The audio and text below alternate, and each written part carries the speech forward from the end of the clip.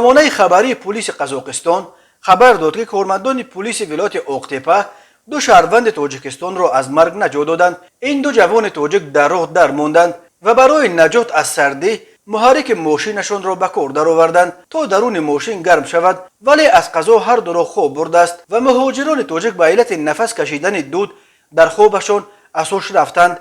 در ویدیویی که پلیس قزاقستان نشر دیده می شود که چگونه کارمندان پلیس و طبیبان و نجات بخشان مهاجران بیاد را از داخل ماشین گازل بیرون کشیده به ماشین یاری تاجیلی بار میکنند. بنا به اطلاع پلیس قزاقستان روز 9 مارس دو شهروند تاجیکستان در ماشین خودشان تمغش گازل از شهر اوقتپه به گذرگاه الیمبتوف که مرز قزاقستان با روسیه رفتند، ولی آن روز از مرز گذشتن نتوانستند.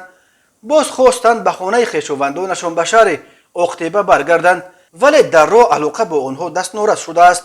خویشاوندان به تشویش افتاده آن دو جوان تاجیک به تلفن 102 زنگ زده برای یافتن خویشاوندانش کمک خواستند. یک اکیپاژ پلیس بلافاصله به جستجوی مهاجران تاجیک برآمدند و کارمندان پلیس تقریبا ساعت 12 شب ماشین آنها را در کیلومتر 12 راه سیورنی ابخود در توقفگاه کمپینگ اسلام بلوغ پیدا کردند. راننده و مسافران ماشین در داخل آن در حالت بیهوش قرار داشتند.